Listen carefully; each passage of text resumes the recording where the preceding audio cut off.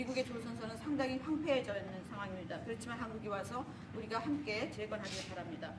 또 하나 우리가 의논해야 될 일은 군사장비 구매에 대한 것입니다. 미국은 세계 최고의 군사장비를 만듭니다. B2 버머 같은 것은 보셨겠지만 굉장히 성공적이었습니다. 이번에 최근에 그런 작전에서 이 B2 버머가 왕복 36시간을 비행을 했는데 전혀 아무런 문제 없이 임무를 마치고 성공적으로 다시 돌아온 것입니다. 거기에는 또 52개의 탱커도 들어갔습니다. 하지만 어쨌든 그 버머라든지 추격기 최고의 군사장비를 가지고 있습니다.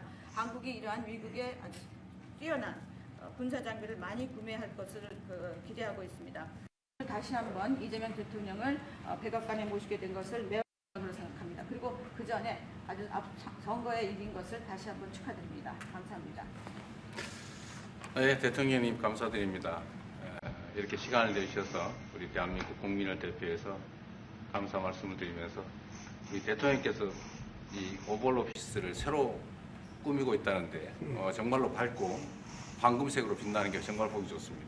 품격이 아주 있어 보이고 미국의 새로운 번영을 상징하는 것 같습니다. Mr. President, let me begin by thanking you on behalf of the Korean people. I would like to thank you for giving your time for today's meeting. And I heard that you recently redecorated the Oval Office, and I would like to say that it looks very bright and beautiful, and it has the dignity of America, and it symbolizes the new future and prosperity of America. 미국을 다시 위대하게 만드는 것이 우리 대통령님의 꿈인데 미국이 다시 위대하게 변하고 있는 것 같고 그게 다우존스 지수에서도 그게 나타나는 것 같습니다. 제가 보니까 사상 최고치를 경신하고 있던데 오늘은 잠깐 조정되고 있지만 아주 훌륭하게 미국이 다시 위대해지고 있는 것 같습니다. I believe that making America great again is your goal, and I believe that that is what is currently taking place in America. And I think the most symbolic thing of that is the Dow Jones Index, which reached a record high recently, although it went down a bit, but it reached a record high. And so I think that America is becoming great again. 말씀하신 조선 분야뿐만이 아니라 제조 분야에서 르네상스가 이루어지고 있고 그 과정에서 대한민국도 함께 하게 되길 기대합니다. So I believe that there is a renaissance taking place not only in the shipbuilding sector but also in the manufacturing industry, and I hope that Korea can be a part of that renaissance. 그리고 또 한 가지 제가 꼭 말씀드려야 될 것이 대통령님의 평화를 지키는 기간의 미국의 역할을 넘어서서 새롭게 평화를 만들어가는 피스메이커로서의 역할이 정말로 눈에 띄는 것 같습니다. And one thing that I wanted to say to you is that America's role not as a keeper of peace, but a maker of peace, is being more is emerging more evidently. 유럽, 아시아, 아프리카, 중동 뭐 여러 곳에서의 전쟁들이 이제는 트럼프 대통령님의 역할로 휴전하고 평화가 찾아오고 있습니다. Many wars in Europe, in Asia, in Africa, and in the Middle East are coming to peace because of the role that you are playing. 세계 지도자 중에 전 세계의 이런 평화 문제에 대통령님처럼 이렇게 관심 가지고 실제로 성과를 낸 경우는 처음으로 보이십니다. So among the many world leaders, I believe that you are the only leader who has made such accomplishments. 그리고 가급적이면 전 세계에서 유일하게 분단 국가로 남아 있는 한반도에도 평화를 좀 만들어 주셔서 김정은과도 만나시고 북한에 트럼프 월드도 하나 지어서 거기서 저도 골프도 칠 수 있게 해주시고 그래서 전 세계가 인정하는 정말 세계사적인 평화의 메이커로서의 역할을 꼭 해주시기를 기대합니다. And I would like to mention that the only remaining divided nation in the world is the Korean Peninsula, and I would like to ask for your role in establishing peace on the Korean Peninsula. So I look forward to your meeting with Chairman Kim Jong-un and construction of a Trump Tower in North Korea and playing golf at that place. 아마 기다리고 있을 것 같습니다. 기다리고 있을 것 같습니다. So I believe he will be waiting for you. 그리고 마지막으로 든든한 한미 동맹을 기반으로 대한민국이 성장 발전해 왔고 앞으로도 이 한미 동맹을 군사 분야뿐만이 아니라 경제 분야 또 다른 과학기술 분야까지 다 확장해서 미래형으로 발전시켰으면 좋겠습니다. Korea was able to attain economic growth and development through our ironclad alliance. And going forward, I hope to develop our alliance into a future-oriented alliance that encompasses areas not only limited to security, but also the economy and science and technology. 대한민국 국민들은 트럼프 대통령님에 대해서 정말로 큰 기대를 가지고 있다는 말씀을 드리면서 다시 한번 이런 시간 내주셔서 감사드립니다. The Korean people have great expectations for you, Mr. President. Thank you once again for your time. Well, thank you very much. It's an honor to be with you. I will say that Kim Jong-un and I had a very good relationship, as you remember, and still do. And when I came in, I didn't know him. We had 2 summits, but we became very friendly. Respect. It was great respect. And it was not going to be that way had Hillary Clinton won the election. It would have been a disaster. But we think we can do something in that regard with respect to North and South, and I think you are much more prone to doing that than other leaders that I've been working with from South Korea. And we'll work on that. I think it's very good to work on that. If you remember, you were doing the Olympics, and there was a great time of hostility with North Korea, and you weren't selling tickets because nobody wanted to be blown up in the stadium during the opening ceremonies, right? And you were not selling tickets. And I was also at my formative stage with North Korea and Kim Jong-un, and we were a little bit going at it about Rocket Man, Little Rocket Man, everything back and forth, and it was really nasty. And then I got a call one day, and they wanted to get together, they wanted to talk, and we started talking. And then he said really brilliantly, he said, you know, the Olympics is going to be opening very soon, and we'd like to be a part of it. They actually put teams in it. You got along great. And by the way, immediately upon that phone call, you started selling tickets, and it turned out to be a tremendous success. So it went from being empty stadiums because people were afraid to go, because it was a target potentially, to a great success. And I was very proud of that. You had one of the most successful Olympics, and now we have the Olympics coming to the U.S., so we're very happy about that. But that was a great honor to get involved and make the Olympics so successful. 네, 대단히 감사합니다. 다시 한번 모시게 돼서 영광이라고 말씀드리겠습니다. 제가 김정은 위원장과 굉장히 좋은 관계를 가지고 있습니다. 그리고 현재도 매우 좋은 관계가 있습니다. 내가 처음에 취임하고 난 다음에 2번의 정상회담을 김정은 위원장과 함께 했고 상당히 친해졌고 또 더 중요한 것은 둘 다 존경심을 서로에게 가지고 있다는 것입니다. 만일 힐러리 클린턴이 대통령으로 당선했다면 절대 그러한 상황까지 이르지 않았을 것입니다. 제가 보기에는 이재명 대통령께서 한국의 어느 지도자보다도 북한에 좀 더 문제를 해결하고자 하는 의지가 있는 그러한 대통령이라고 생각합니다. 그래서 어쩌면 우리가 함께 노력한다면 어느 정도 진전이 있을 수도 있겠습니다. 사실 그 한국에서 올림픽이 열렸을 때 북한 때문에 많은 사람들이 올림픽 표를 사지 않는 그런 현상이 생겨났었습니다. 그런데 김정은 위원장이 그때 사실은 김정은 위원장과 초기에는 제가 별로 사이가 좋았던 것은 아닙니다. 서로 락켓맨이라고 부르면서 주고받는 그러한 해프닝도 있었습니다. 그런데 어느 날 통화를 시작하게 되었고 통화를 하면서 그가 얘기를 했습니다. 한국에서 올림픽이 곧 열리는데 우리 북한도 참가하겠다. 그렇게 얘기를 했습니다. 그리고 그 통화 직후에 올림픽표가 많이 팔리기 시작했습니다. 그리고 한국의 올림픽은 올림픽 역사상 가장 성공적인 올림픽으로 지금 기록되고 있습니다. 또 우리 미국도 곧 올림픽을 주최할 예정입니다. 그래서 우리도 미국에서 성공적인 그런 올림픽을 주최할 계획을 가지고 있습니다. 김정은 위원장 말씀을 하셔서 그런데 사실 대통령님 덕분에 이 북한하고 이 한반도 관계가 매우 안정적이었습니다. 그런데 사실 그 이후 대통령께서 미국 정치에서 잠깐 물러서 있는 그 사이에 사실은 북한의 미사일도 많이 개발됐고 핵폭탄도 많이 늘어났고 진척된 것도 없이 한반도 상황은 정말로 많이 나빠졌죠. Mr. President, you mentioned about Chairman Kim, and thanks to your efforts when you were in office during your first term, the situation on the Korean Peninsula was stable.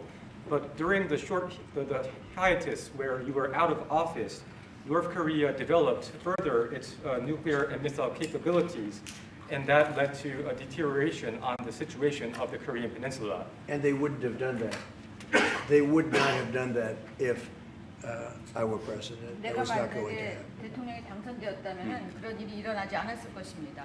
전적으로 공감합니다. I completely agree with you. 그래서 지금 얼마 전에 김여정이 미국과 저를 비난하는 발언을 할 때도 대통령과 김정은 위원장의 특별한 관계에 대해서는 의심하지 않는다 이런 표현을 했습니다. 기다리고 있다는 뜻으로 보여졌습니다. So when Kim Yo-jong, the deputy director of the Workers' Party of Korea, issued a statement denouncing Korea, South Korea, she mentioned about the good relation, the not bad relationship between you and Chairman Kim Jong-un, and I believe that this is a sign that North Korea is waiting. 한반도의 평화의 새 길을 꼭 열어주시기 바랍니다. So I hope that you will usher in a new era of peace on the Korean Peninsula. I will do that, and we'll have talks. He'd like to meet with me. He didn't want to meet with Biden because he had no respect for Biden, but we look forward to meeting with him, and we'll make relations better. You'll help that. You had a lot of leaders. I've gone through a lot of leaders in South Korea. You know, it's been quick. You'll be there for a long time. But we, in the various leaders that I've dealt with, they were not approaching it properly, in my opinion, having to do with North Korea. But I think your approach is a much better one. 네, 그렇게 하도록 하겠습니다. 김 위원장이 바이든 전 대통령을 만나고 싶죠 하지는 않았지만 말은 만나고 싶어 할 것 같습니다. 그래서 그런 그 시도를 하겠고요. 내가 한국의 지도자들을 여러 분을 만나봤는데 제 개인적인 생각으로는 대북 정책이 그렇게 적절하지 않지 않았나 하는 생각이 듭니다. 그래서 이 대통령께서 그 적절한 대북 정책을 통해서 좀 더 그 진전이 있었으면 하는 생각입니다. 저의 관여로 남북 관계가 잘 개선되기 쉽지 않은 상태인데 실제로 이 문제를 풀 수 있는 유일한 인물이 트럼프 대통령이십니다. So resolving this issue through my engagement is not an easy thing. And the only person that can make progress on this issue is you, Mr. President. 대통령께서 피스메이커를 하시면 저는 페이스메이커로 열심히 지원하겠습니다. So if you become the peacemaker, then I will assist you by being a pacemaker. That's good. We can do big progress, I think, with North Korea. Absolutely. 네, 북한에 대해서 큰 진전을 함께 이루어 나갈 수 있다고 믿습니다. 감사합니다.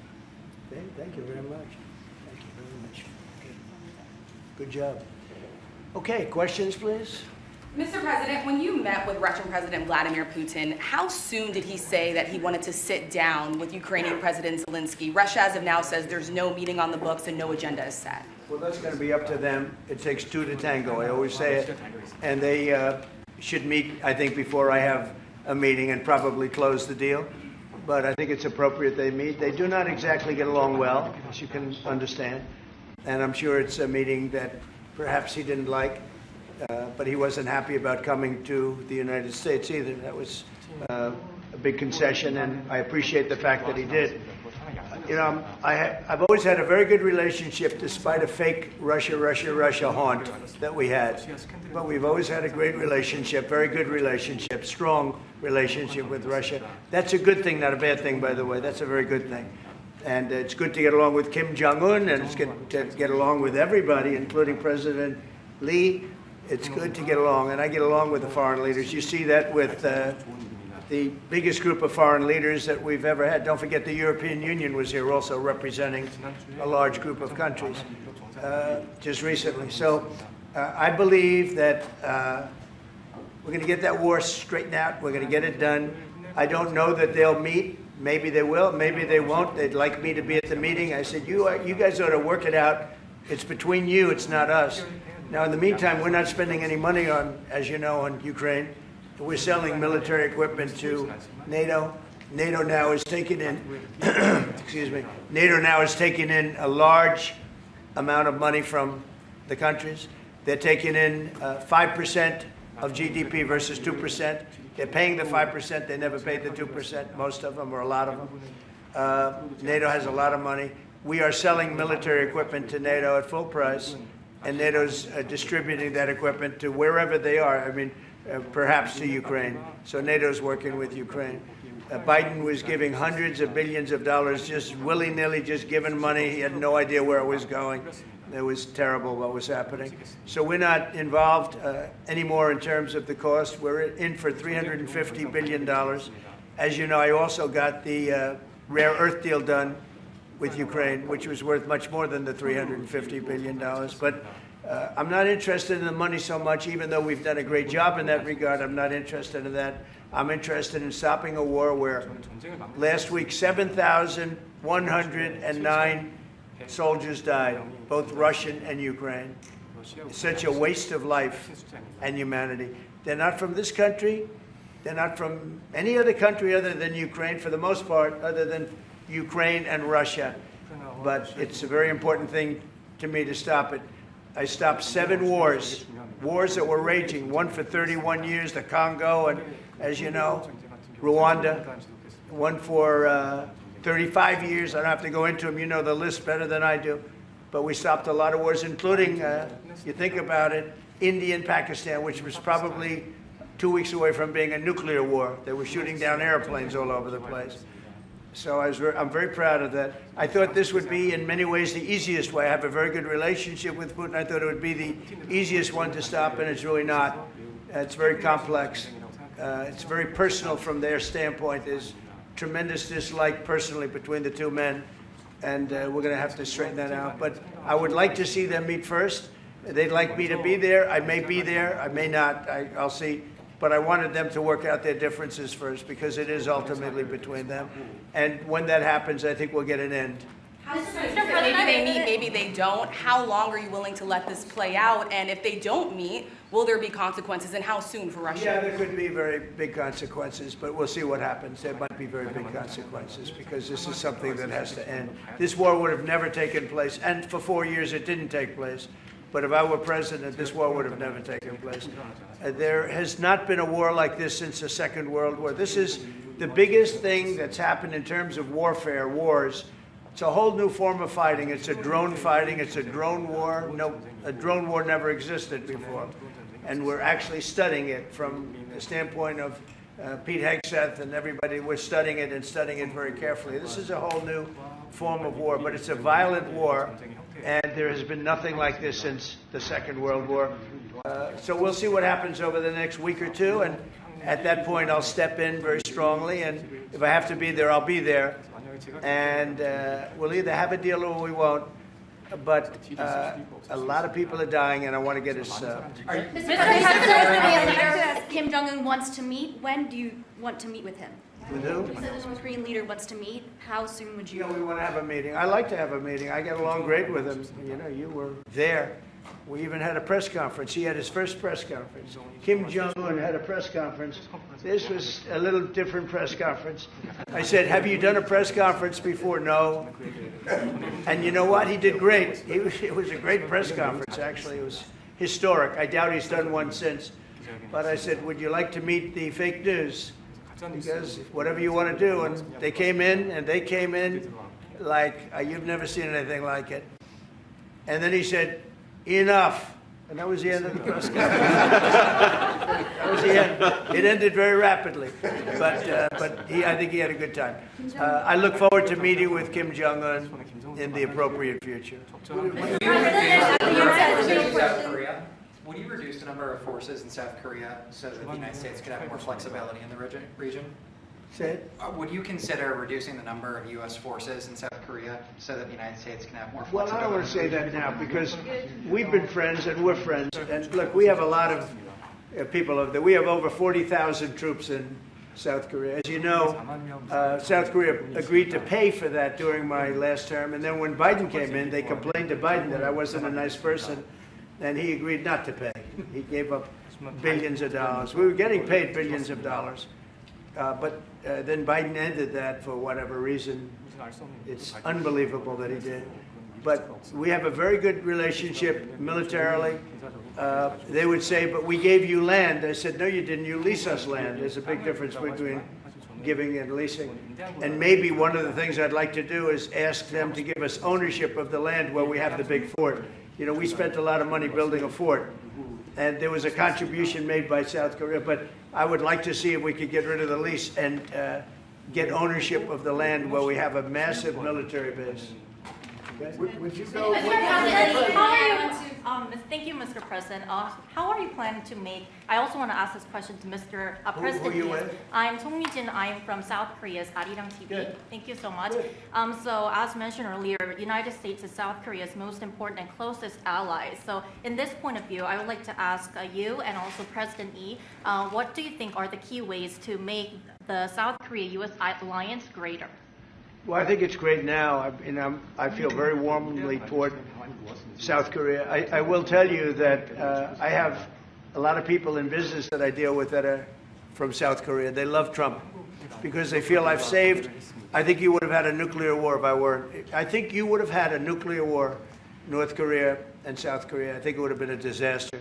You're only 60 miles away from Seoul. They don't even need nuclear. They have their cannons, howitzers, and they have them buried in the mountain. You know what I'm talking about. And I think you would have had, if I didn't win that election, if Hillary Clinton, crooked Hillary, won that election, I think you would have had a nuclear war. It would have taken place, and it would have been horrendous for everybody, including them.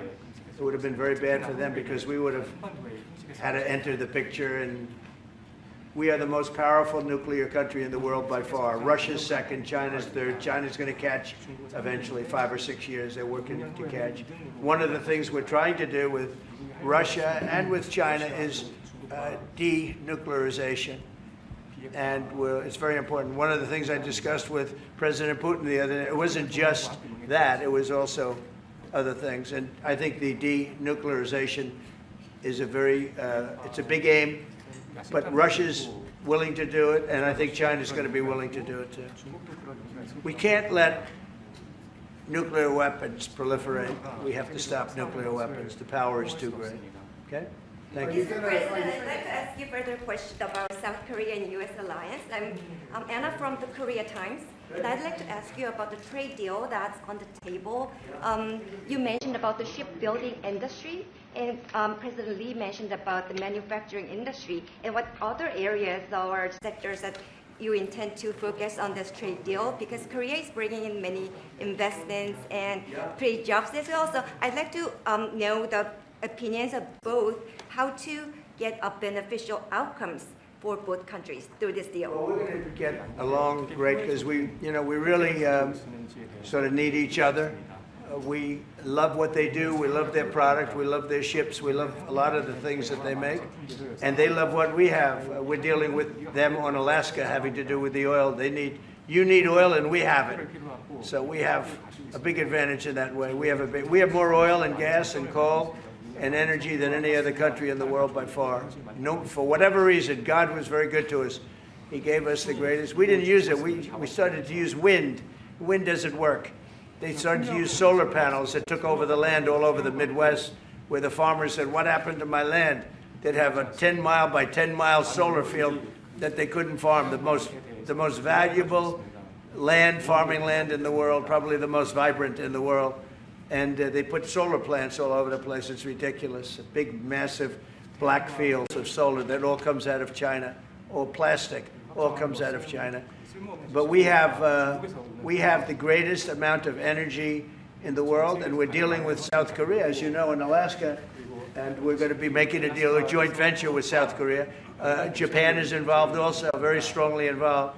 So we have Japan and South Korea, and we're actually the closest. It seems like quite far away, Alaska, but actually it's right up the little ocean, right up the little Pacific Ocean. It's actually pretty close, relatively speaking. But we have more oil and gas and coal than any other nation in the world by far, and we're going to use it. And that's the thing that South Korea, I think, most wants from us, I would think. Mr. President, would you go back to the DMZ to meet with the North Korean leader? Say it. Would you go back to the DMZ to meet with the North Korean leader? I loved it. Remember when I walked across the line and everyone went crazy? Especially Secret Service, I would say they were going crazy. And I looked into those windows, the windows, the glass, that you could only see if you looked direct, because there was all sorts of stuff. But I looked in and I saw more rifles pointing at me than you could. There were a lot of rifles in that building. The Secret Service was not happy. You know the buildings I'm talking about? The two blue buildings on each side And I walked up the middle and I looked in the window and I saw more guns in that room than I've ever seen in my life. I looked at the other side and it was the same thing. And yet I felt safe. I felt safe because I have a great relationship with Kim Jong-un. I hope it stays that way. I think it will. I have a very good relationship. I understand him. I spent a lot of free time with him talking about things that we probably aren't supposed to talk about. And, you know, I get along with him really well. I think he has a country of great potential, tremendous potential. Is it possible you meet him this year or maybe next year? Well, I'm meeting a lot of people. I mean, it's hard to say that, but I'd like to meet him this year. President Xi would like me to come to China. It's a very important relationship. As you know, we're taking a lot of money in from China because of the tariffs and different things. And it's a very important relationship. We're going to get along good with China. I hear so many stories about we're not going to allow their students, or we're going to allow their students to come in. We're going to allow, it's very important, 600,000 students. It's very important. But we're going to get along with China. But it's a different relationship that we have now with China. It's a much better relationship economically than it was before. With Biden, boy, what he allowed that, I mean, they just took him to the cleaners. You know the expression? They took him to the cleaners. I'm sure they have an equal expression in South Korea, but they took that guy out for a ride like nobody's ever been ridden before. Terrible. But we have a very strong relationship, Howard, I would say, economically with China now, getting much better. They have to give us magnets. If they don't give us magnets, then we have to charge them 200% tariff or something, you know. But we're not going to have a problem, I don't think, with that. I think that's perhaps behind us. You know, China intelligently went and they sort of took a monopoly of the world's magnets. And nobody needed magnets until they convinced everybody 20 years ago, let's all do magnets. There were many other ways that the world could have gone. But so it'll take us probably a year to have them. We're heavy into the world of magnets now, only from a national security standpoint. But we have a powerful thing. It's airplane parts. They have many Boeing jets. You know, they had 200 jets that didn't fly. And I've sent them all, based on his word, I sent them all of the parts so their planes can fly. I could have held them back. I didn't do that because of the relationship I have. And their planes are now flying. You know, we had 200 of their planes were unable to fly because we were not giving them Boeing parts purposely, because they weren't giving us magnets. Therefore, we weren't giving them. But we have a much more powerful thing, that's tariffs. If we wanted to put 100%, 200% tariffs on, we wouldn't do any business with China. And, you know, it would be okay, too, if we had to. But the magnet situation, we have tremendous power over them, and they have some power over us with magnets. We're going to have a lot of magnets in a pretty short period of time. In fact, we'll have so many we won't know what to do with them. But you know the story. It's a very interesting history with magnets. And it really is because presidents, not being business people, they allowed that to happen. And they shouldn't have. But we have much more. I mean, look, in terms of playing the cards, we have much bigger and better cards than they do.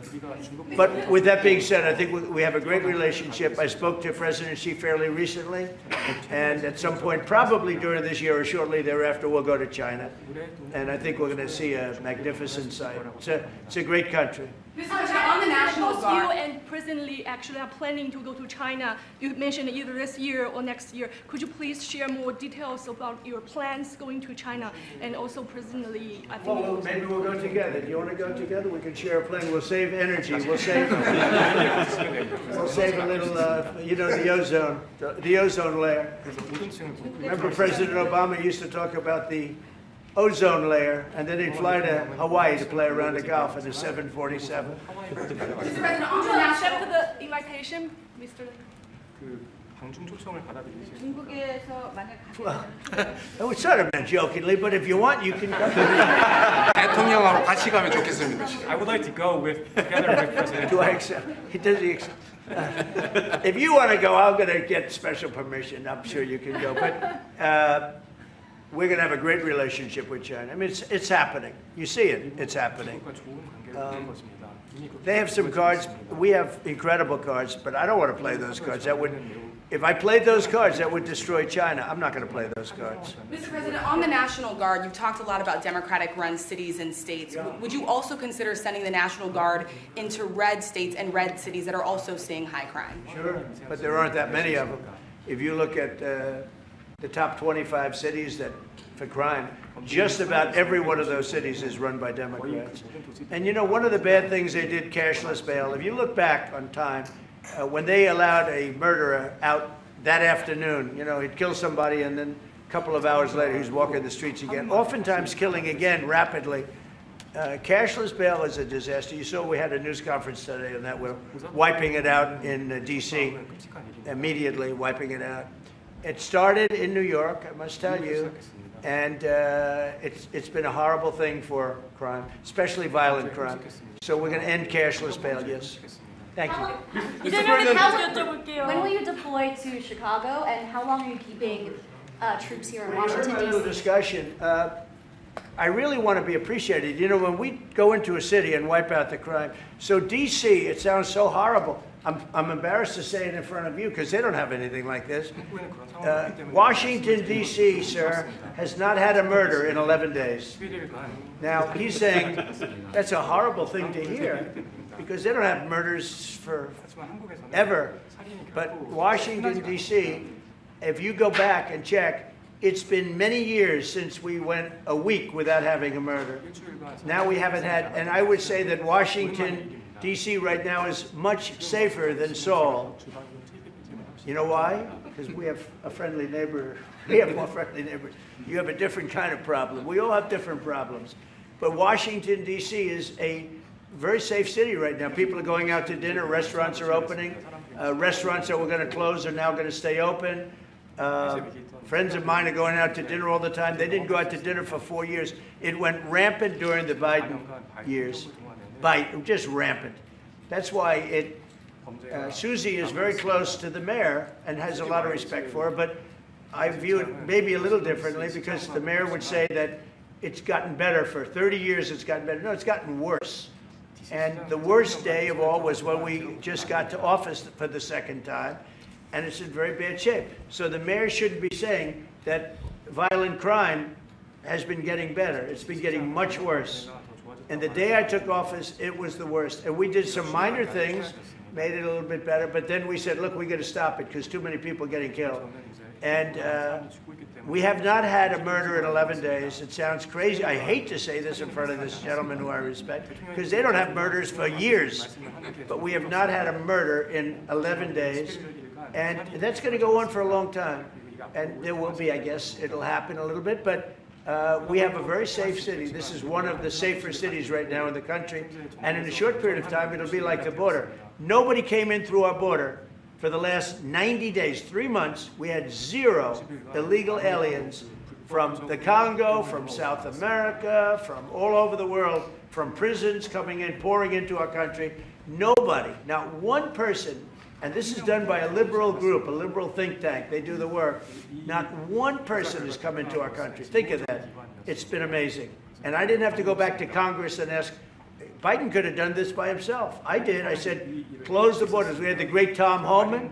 We had Christie, as you know, Christie Noem, who did a fantastic job. She's doing a fantastic job. Pete Hegseth has been incredible with the, as I call it, the Department of War. You know, we call it the Department of Defense, but between us, I think we're going to change the name. You want to know the truth? I think we're going to have some information on that maybe soon, but I think because, you know, Department of Defense, we won the World War I, World War II.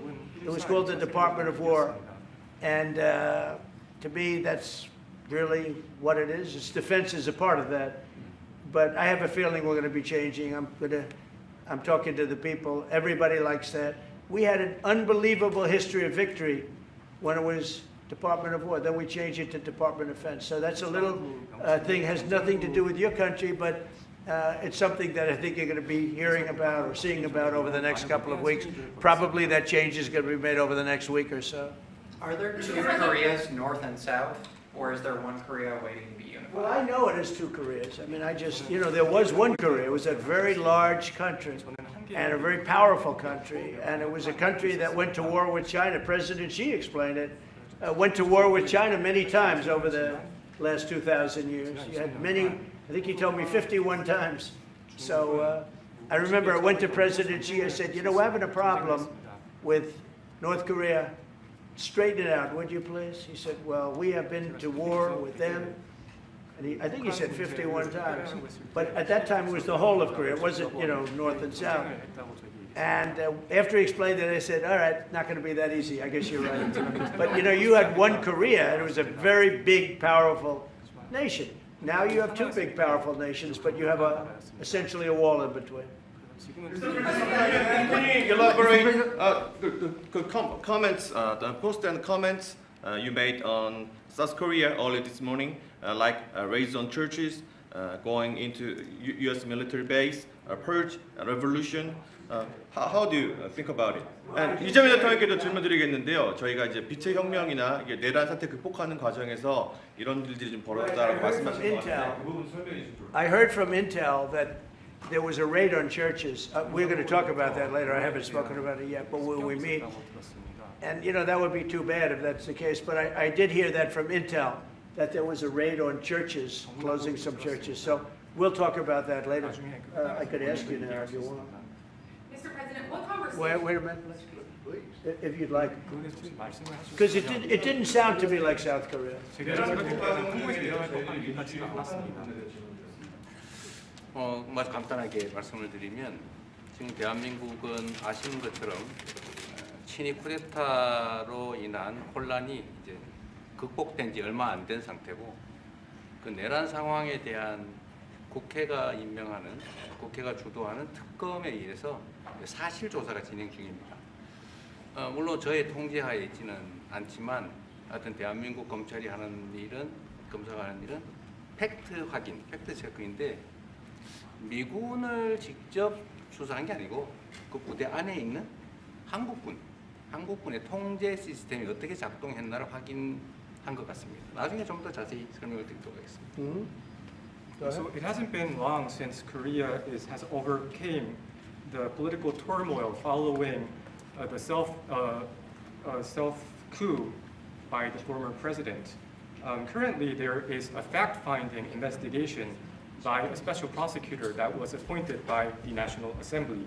And this special prosecutor... Is his name Deranged Jack Smith, by any chance? They took him from our country. They put Deranged Jack. He's a deranged, sick individual. But go ahead. Go ahead. I'm only kidding. Maybe I'm not. And that special prosecutor is not under my control. And so the special prosecutor is conducting a fact-finding investigation. And I would like to explain about what you said about U.S. bases. They did not conduct a search and seizure of American bases, but they looked into the chain of command and the control system of the Korean military. Right. And I would be happy to That's okay. explain about this more in detail I'm sure it's, during our lunch meeting. I am sure it's a misunderstanding, but you know, there is a rumor going around about churches, raiding churches. So we'll talk. I'm sure that's going to be worked out fine. Yeah, please go ahead. Mr. President, what conversations have you had with Israeli Prime Minister Benjamin Netanyahu about what is going on in Gaza? There was a UN-backed report that said there was a famine in Gaza. Based on what you know and what you've been briefed on, do you agree with that?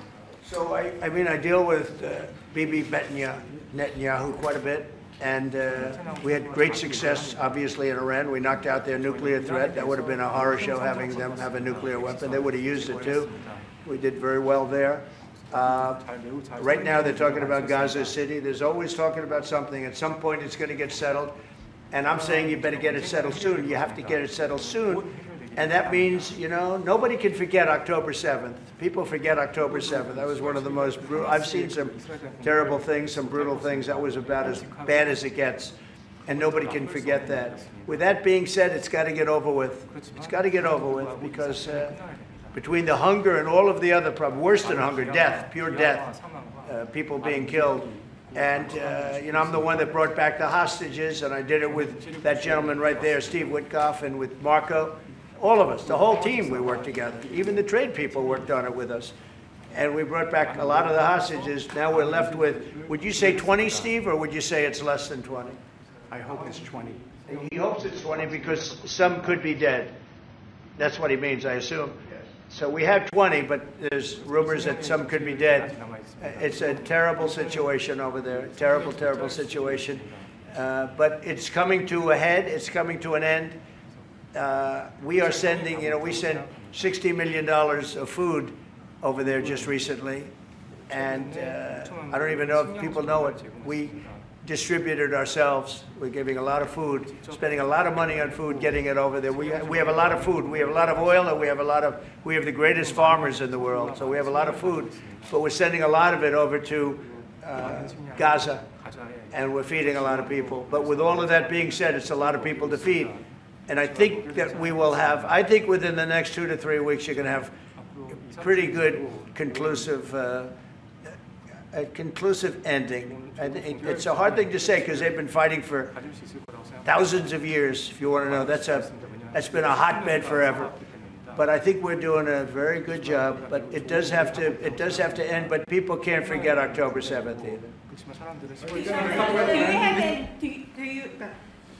Do you plan to attend APEC summit to be held in Korea? Summit in South Korea? Yes, South yeah, I'd Korea love in to. November. I'd love to. Last time I spoke in front of your parliament, and I love doing that. Beautiful respect they had for our country, and a beautiful room. I remember how beautiful it was, and I enjoyed doing it. No, I could see going. I think I'm going for a trade meeting to South Korea pretty soon. You're hosting a trade meeting, so I can sneak away from that trade meeting, and we'll go and do something for the president if he'd like me to do that. Okay? But so we'll be going there fairly soon. You know about that? If you attend, then it's a good chance to meet up Kim Jong-un again or maybe Xi Jinping. Then how do you think of it? You mean set them up together? Yes. That'd be interesting. We'll arrange a meeting between you and Kim Jong-un. Would you like that? That's a very tough question right now. I don't know where that question is leading. Anyway, look, I get along great with Kim Jong-un, and if whatever I can do having to do with South Korea and getting people together, you should get together, right? Yes, ma'am. Yes. Yeah. I want to ask. Turned out to be the worst one in the room. I want to ask about Masca project. Masca project. Marriage rate again. Yeah. Oh yeah, sure. We're going to do that. Yeah. I think we're going to do that very strongly. We're going to have a big, within a period of, it takes a while. That's a hard one to start. Some companies you can start easily. Shipbuilding's a tough one to start, but we'll be doing that. Now, with that being said, we make the best submarines anywhere in the world. We make submarines. We're 25 years ahead of anybody else in submarines. So we do that. We do that. But we really gave up the shipbuilding industry foolishly many years ago, but we're gonna start it up again. We're gonna be making our own ships again soon. Okay, how about one or two more? Have you been briefed on the search of John Bolton's home and office from Friday? Have you been briefed on that? I have not been briefed. No, I read it just like you did. I was never a fan of his. I thought he was stupid. I thought he was, a guy that only wanted to go into war. He liked killing people. I thought he was essentially a bad guy, but I'm not involved in that. No, you'd have to ask Pam Bondi about that. Are more raids coming, sir? Are more raids like that coming, sir? Are more raids like the one on John Bolton's house coming? More raids? I don't know. You'd have to ask the Department of Justice. They raided my house, I can tell you that. They did a big raid on my house. They took away everything that wasn't pinned down, and they took away some of that too. No, they raided Mar-a-Lago. They started that. These were bad people that we had in our government before. They raided Mar-a-Lago. They went into my wife's area. They went into my son's area, my young son. And what they did was a disgrace. But how did it work out? Oh, I see. We're in the Oval Office. Oh, I guess it didn't work out too well for them, did it? They are bad people. They're sick. They're sick people. And they came in with their guns into Mar-a-Lago, like 98 people. I wasn't there. Fortunately, I wasn't there. But they are very evil, very sick people, that group. And if they would have won the election, this country wouldn't exist as we know it. This country would have been a failed country. And now it's the hottest country anywhere in the world by far. We are the hottest country in the world by far. Okay, another question. One more on Gaza. Yes, sir, go ahead. Yeah.